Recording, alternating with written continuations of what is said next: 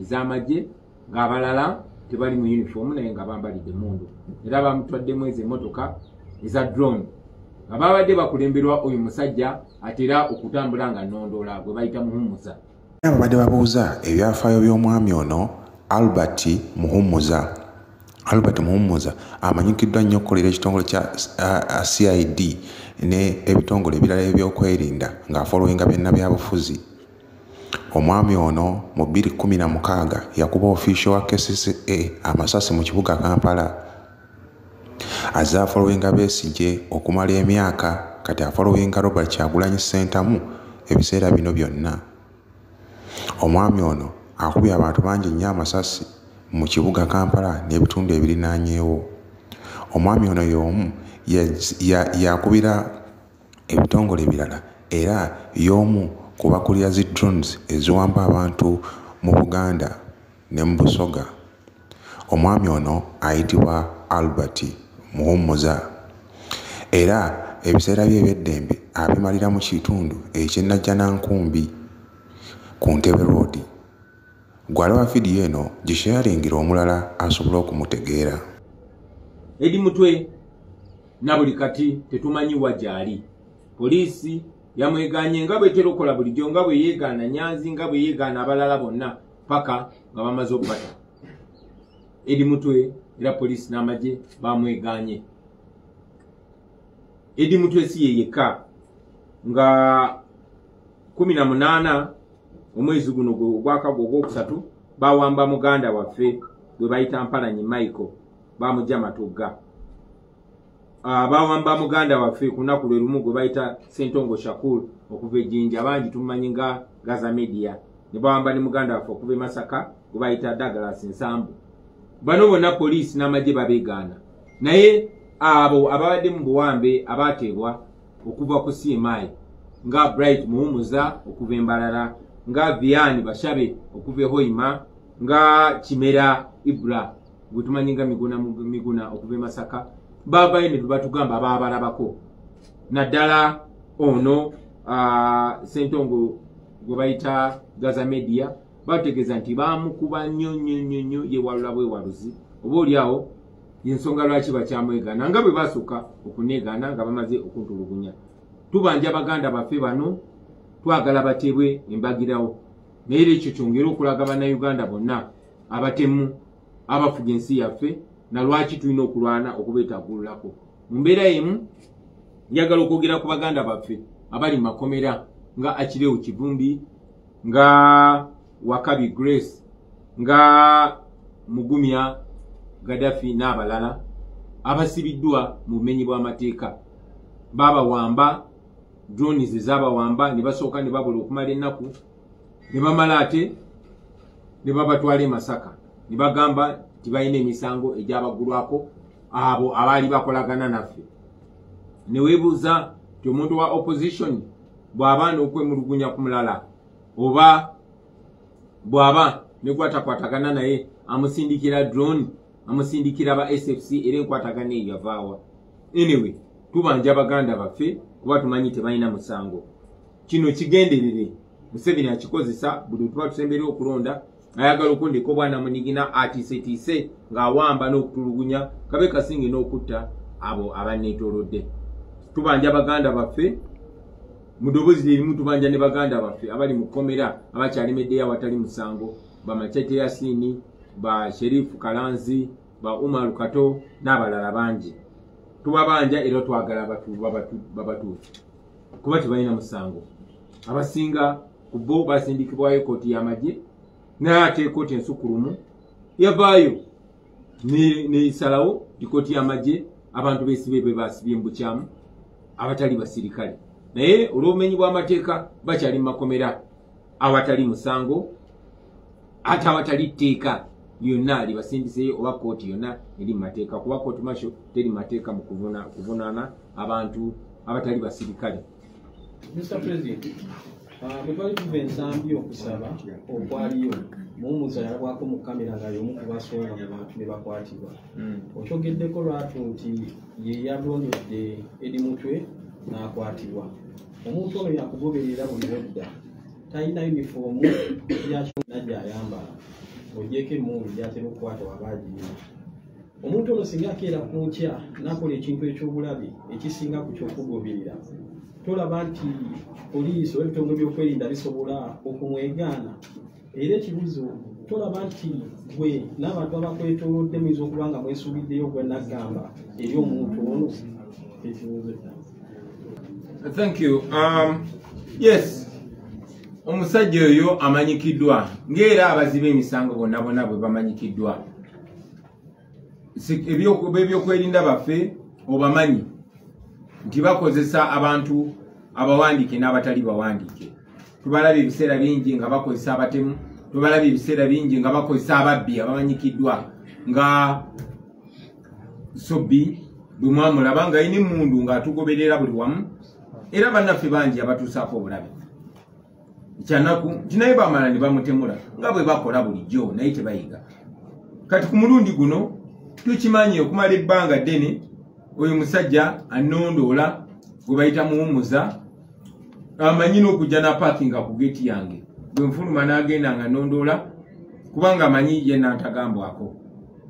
Balabiddwa ebiseera bingi nga yalagira bakwate ono bakwate oli n'abaana bangi abakwatiddwa bategeeza nti abeerayo mutokya kyembazi najja n'alagira ono mukole bwe muti ono mukube ono mukole bwe. So abantu abatunyigiriza mubamanyi mubalaba. Now you want me to tell you what? Mubamanyi mubalaba.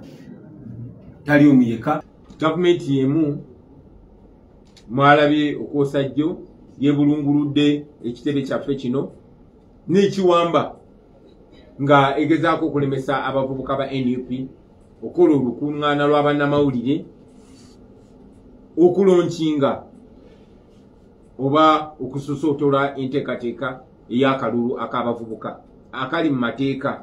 Ekibiina kyaffe kiri mu mateeka naye kubanga batufuga bamenyi b'amateeka ate batutya nnyo kati bafuba nnyo okulemesa protest vote. Njagala okusinziira wano okussaamu abavubuka bonna amaanyi mu organizinge mu ngeri yonna yonna mumanyi engeri gye tukikolamu mu organizinge mu Robert style tujja kusinkana ku kitebe naye ate tusobola n'okusinkana ewalala wonna wonna. So temubeera stop ti bano abatufuga banafu ate batiitizi ate bakadde bali outdated. So do your things in a youthful way. Don't be intimidated. These are signs of fear, not signs of strength. So keep going, brothers and sisters. Ensonga esembayo era nga yibadde eyogerwako mu ggwanga nga yeewuunyisa y'abasaamu abasatu oba basamwiri abasatu ng'asooka ye Sam Kuteesa, owookubiri ye Sam Omara, owookusatu ye Sam Leeds mu Bungereza. Sam Kuteesa yali minisita wa Museveni era sezaala wa mutabani wa Museveni Muhoozi.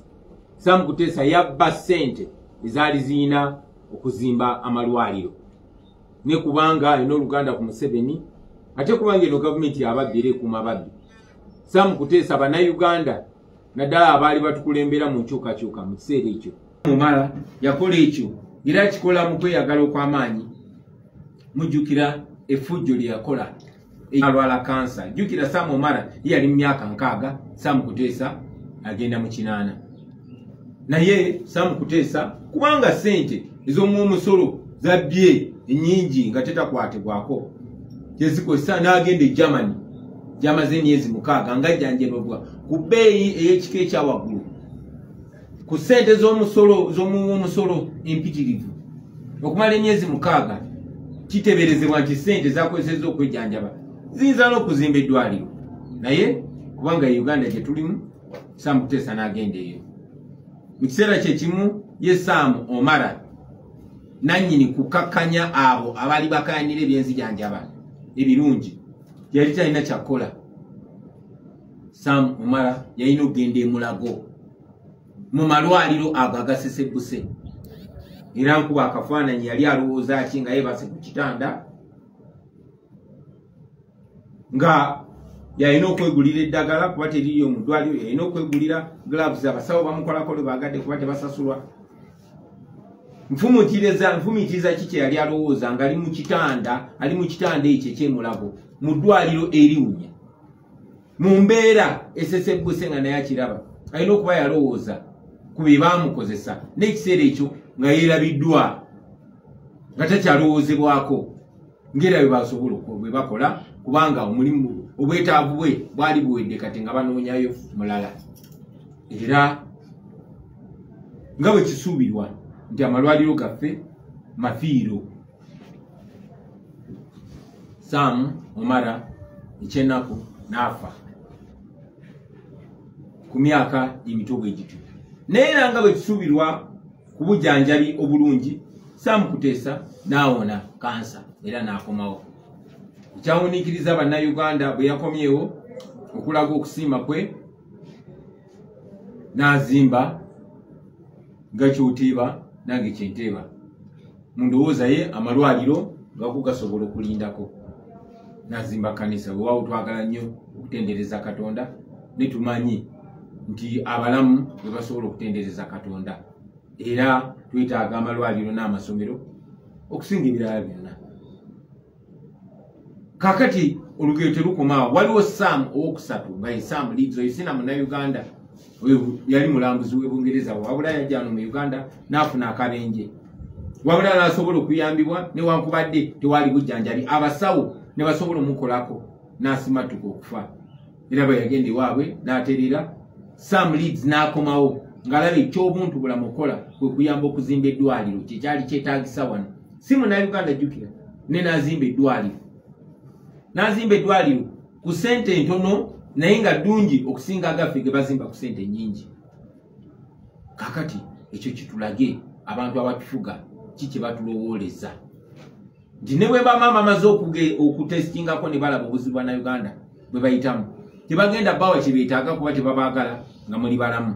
Njagala nnyo baganda bange mbatunuulize abakulembeze abaagala ensi yaabwe nti baba nabo banaddiini. Tulina pulezidenti wa Burkina Faso gwe bayita Ibrahim Traoré. Twafunye information nti Abawarabu babadde baagala okumuwa ebirabo eby'emizikiti era ne bamusaba waawe bagenda okuzimba emizikiti n'emizikiti mingi nnyo. Ibrahim Traoré musajja musiraamu neera yabagambye Abawarabu nti mu kifo ky'emizikiti mumpeemu amasomero abantu bange basome kubeera abo abasoma kisobokera ddala buli ssomero okubaawo n'essinzizo okubaawo n'omuzikiti. Kati nno bakulembeze abaagala enkulaakulana era abaagala ensi yaabwe. So twongera okuvumirira enkola eyo n'okusingira ddala okuvumirira tekumala okuyita mwe bannayuganda naddala abavubuka okujjukira temulinayo nsi ndala bano abatufuga babbi ne bwe bamala okutesitingako ku mbeera gye tulimu tebagenda kukola kibayamba wabula bagenda kukola ekyo ekiyamba bo n'okuzibamu amaaso. Tubanja muganda waffe Eddie Mutwe oba mulamu oba mufu twagala bamutuwe kuba talina musango. Baba bagamba alina omusango bamuleete mu kooti bawuzisibwe ng'abantu abalala. Mwebali nnyo mwebali edda abasibu ne banyabo kumpuliriza ndowooza ne bwe nti. Thank you so much. Let's have a few questions. But strictly let's focus on the issue of the yes, Mona. Amazing way to Moses Musoga one. Nze njagala kutegeera ku Saamu ono omulala w'okusatu ono eddwaliro erazimba Abannayuganda balitegeera. Yes, sir. Nanza mu nsonga ya Eddie Mutwe olunaku lwegwe twali tukaako follow-up story era twagezaako okutuukira omwongezi wa SFC Major Jim Omara.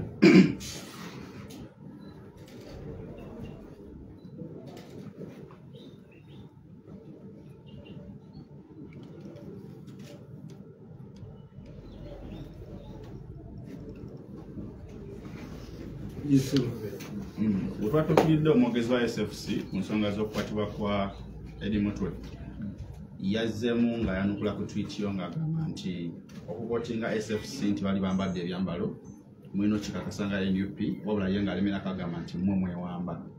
Omwogezi wa SFC nza mwanukula otya? Yes, it can. Ekibuuzo kyange President kiri ku abaana ab'Ogambia ababeera mu CMI era abazze bavaayo baboogera ku CMI netto chambers endala.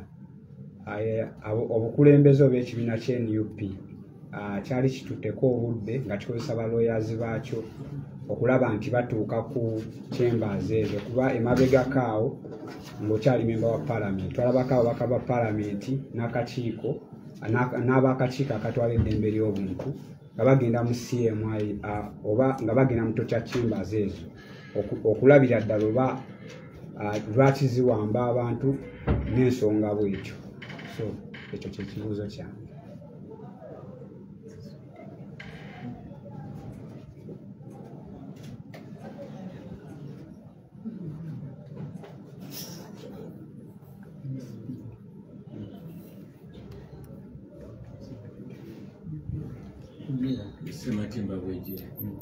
Ekyali president kiri eri abali ku lusegerero nga basecurity be bakwata tulabye nga bawezeeko kati ate nga bwe bakutte ddala be bali ku lusegerero abamu n'okulemazibwa balemaziddwa. Kino kitegeeza ki eri public naddala eri abasecurity kaseera kano abakukuuma?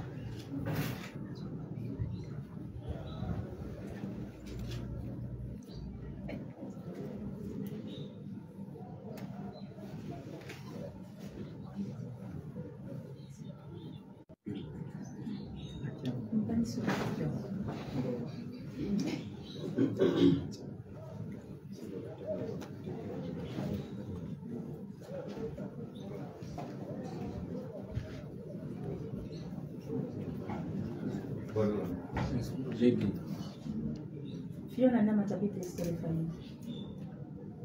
So, Mr. President, tugenda mu kalulu ka protest vote nga bukiri. Naye tulaba okuwambibwa kwa Eddie Mutwe. Bangi bakyawambibwa oba oli awo tetugambye nti weebali. Naye enteekateeka ki mwegaba nno ze mugenda okuteekawo ezigenda okukomya ekintu kino? Musuubidde kukola ki okukabinga down embeera eno? Yes, President. Nsonyiwamu, please, nteekateeka ki gye tulina? Ngaba nno okukomya embeera eno kubanga bangi bakyawambibwa bingi bikyajja mu kaluga ketugenda mu protest vote.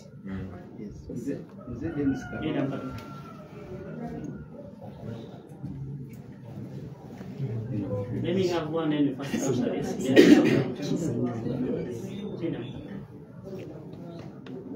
Let me have one. Yes, sir. Yes, cut off. The concern the president, waliwo ensonga eggwanga lino ne gavumenti batya kugenda maaso n'okuspreadinga gossip nti tebamanyi kigambo protest vote bo bamanyi it's about demonstration. Twagala olambula ekintu ekyo kuba perception yaabwe ndala ku kintu kino bamisidinga eggwanga. So I request we first have these ones, then we have this. Thank you very much. Bambuziza eddwaliro liri ludda wa Samuel Leeds lyazimba. Eddwaliro eryo liri Jinja. Eddwaliro eryo liri Jinja lya bitanda 64 era balituma linnya lya mukulu oyo liri Jinja. Bambuziza ku I'll answer both in Luganda and English and I'll go to another, right? Yeah, I was asked about the hospital that was constructed by a good Samaritan, by Samuel Leeds. That hospital is in Jinja and is a 64-bed hospital. Bambuziza ku mwogezi wa SFC. Eyavuddeyo n'agamba nti twewamba, ffe twewamba.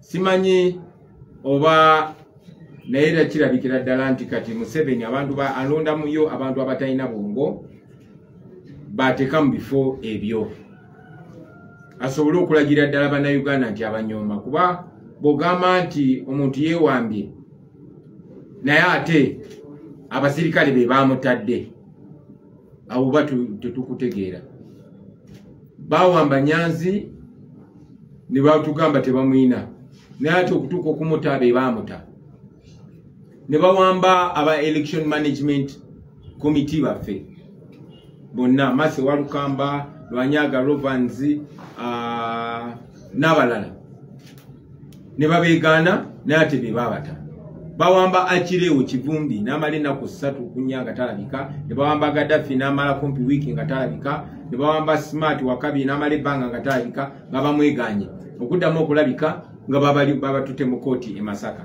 Bwe batyo badde bakola ku bantu bonna bonna, nange kennyini basooka kunneegaana. So ekyo kikulage abantu betudiringa nabo.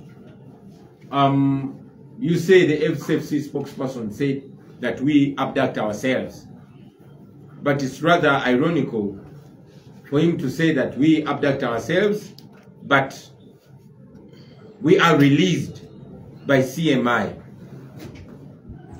Now they're denying that they have those our brothers, like they denied having Smart or Akireewo. Now they're denying having Eddie Mutwe, like they denied having Gaddafi, although later they produced them in court in Masaka. They denied having Nyazi, they denied having abducted our election management team, but they are the ones that released them from military detention in CMI. So they should be ashamed of themselves. But we know that one day, I mean, we're living in an age where everything is being recorded. One day there'll be a time of reckoning. Bino byonna byonna bikolebwa n'ebirikodingibwa era bajja kudamba biba playing it out.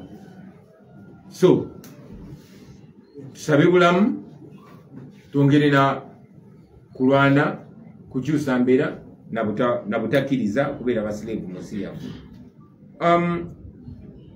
Bambuzza oba NUP yali egenzeko mu Torture Chambers. Sita NUP ng'ekibiina tekituukangayoko kubanga tekikkirizibwa. Bwe nali kyali member of parliament nga ndi ku kakiiko ak'eddembe ly'obuntu, twagenda okuvisitinga izo Torture Chambers ez'Ekyengera, ez'Ekololo, ez'Enakasero ne walala, ne batujjayo n'amasasi ng'era bwe muze mukiraba. So tewali ngeri gy'osobola kuyingiramu ezo barracks oba ngeri gy'osobola genda kusiimaayi gye basibira abantu bano.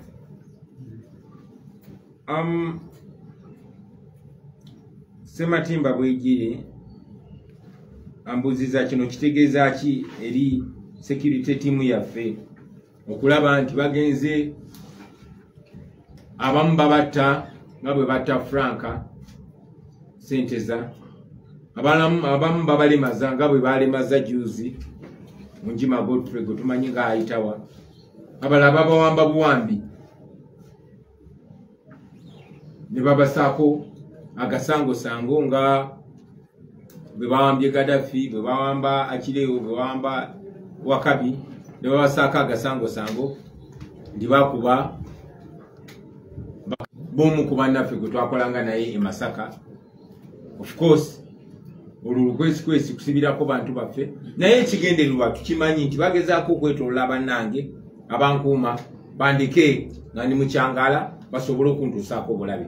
Manyi nti target esinga obukulu yenze, kati bagezaako okunzijjako bano abantu basobole okuntuukako nga basobola okunkola kye baagala okunkola kyonna. Naye njagala obategeeza nti nze ndi munnayuganda ng'abalala bonna. Bano bwe mulaba ndi nabo si be bokka be ndi nabo. Era bwe muba musubira response nga mukisubira kuva mu bano abandi okumpi, mwerindi. Nze wendi kyonna ekikolobero kye mwagala okunkolako wendi, naye tekijja gendera awo, mukimanyi bulungi nammwe. Kijja bakostinga si mwe mwekka, nina abanaddawo. So si nsobi gye mwagala okukola emanyikiddwa era ensi ebeegesa obwanga tuba tunuulidde.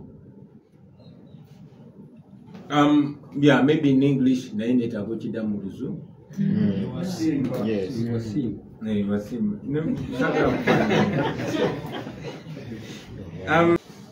Nga atadde ebipande say no to protest vote. Ekyo nno ne kindaga nti bayidde we twakutte wanyweddera tulemere awo. Abamu bagamba nti akalulu ka kwegugunga protest kwekalakasa tu protest kwekalakasa. Okwekalakasa kitegeeza kasuka mayinja, tekitegeeza kukola violence. Okwekalakasa kitegeeza kugaana ekyo ekikkakiddwako, era ogaana mu ngeri ez'enjawulo. Waliwo abeekalakasa nga bakasuka mayinja, waliwo abeekalakaasa nga bakutte emmundu nga batta abantu nga Museveni ne banne bo beekalakaasa bakutte emmundu era ne batta bamama baffe ne bataata baffe. Okwekalakaasa kwaffe tukututte mu kalulu. Protest vote ke kalulu ak'okubigaana oba ke bayita mbigaanye omunyolo ke yandiyise Nyanjire.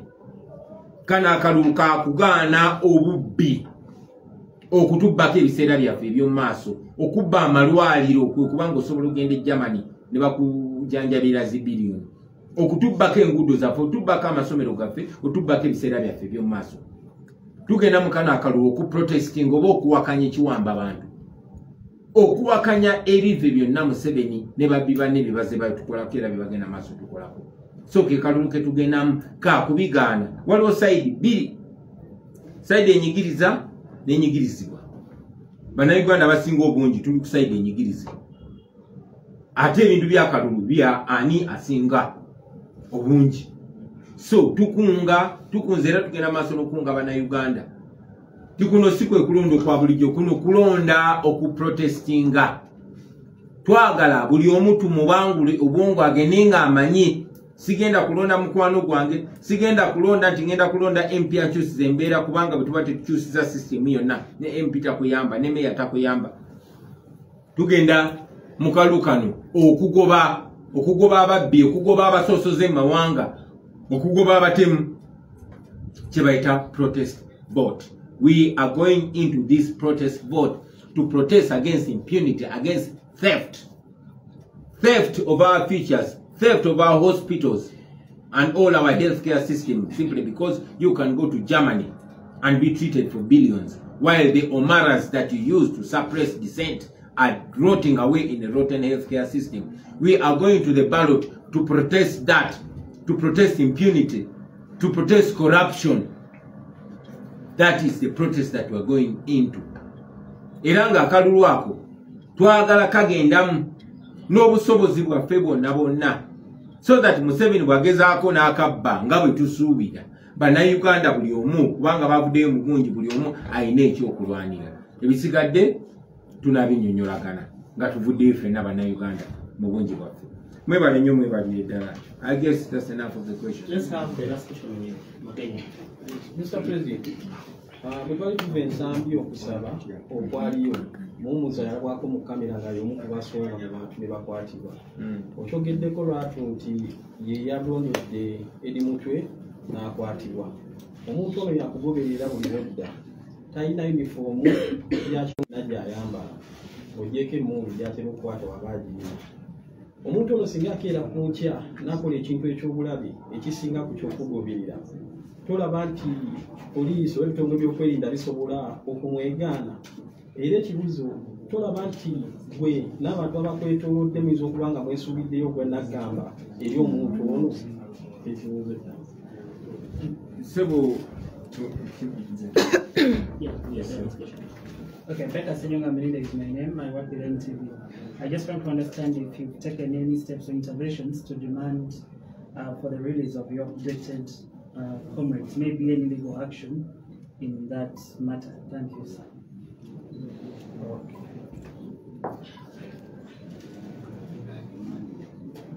Thank you. Yes. Omusajja oyo amanyikiddwa ng'era abazibe emisango bonna bonna bwe bamanyikiddwa.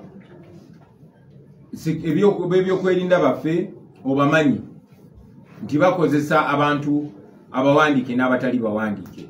Tubalabye ebiseera bingi nga bakozesa abatemu, tubalabye ebiseera bingi nga bakozesa ababbi abamanyikiddwa nga Sobbi bwe mwamulaba ng'ayina emmundu ng'atugoberera buli wamu, era bannaffe bangi abatuusaako obulabe. Kyanaku nti naye bamala ne bamutemula nga bwe bakola bulijjo naye tebayiga. Kati ku mulundi guno tukimanyi okumala ebbanga ddene oyo musajja annondoola gwe bayita Muhumuza amanyi n'okujja na paakinga ku geeti yange bwe nfuluma n'agenda nga nnondoola kubanga amanyi ye nantagambwako. Balabiddwa ebiseera bingi nga yalagira bakwate ono bakwate oli n'abaana bangi abakwatiddwa bategeeza nti abeerayo mu Tocha Chambers najja n'alagira ono mukole bwe muti ono mukube ono mukole bwe. So abantu abatunyigiriza mubamanyi, mubalaba. Now you want me to tell you what? Mubamanyi mubalaba. Tali omuyeka bonna mubamanyi mubalaba. Mwebali nnyo mwebali edda. Sijja bagamba namwe muli bantu bakulu. A brother from NTV has asked what steps have we taken and the demand or pursuit to see that our brother is out of danger. We have filed habeas corpus in court, and our legal team is going to inform us when that is going to be heard. To have filed in the application mu court habeas corpus. Habeas corpus kwe kubanja omuntu oba mulamu oba mufu kubanga bibyo kwerinda bye bakwatibwako omuntu bw'ababuze mu ggwanga. Nate eri mutwe bannaffe bangi babaddewo nga wambibwa nga twalibwa abasirikale babadde mu uniform ya UPDF n'abalala babadde mu leya naye nga balina emmundu. So twataddeyo application mu court ebanja eri mutwe era tulowooza either bajja muleeta mu kooti bamuguleko ekisango kyangu kyonna nga bwe bakoze ku balala oba baba bali mu mutulugunya nga tebalina kye basinziirako bayinza omusuula eyo nga bwe basuula Nyanzi nga bwe basuula Barobans n'abalala bonna bonna. Mwebali nnyo mwebali eddala basebo ne banyina.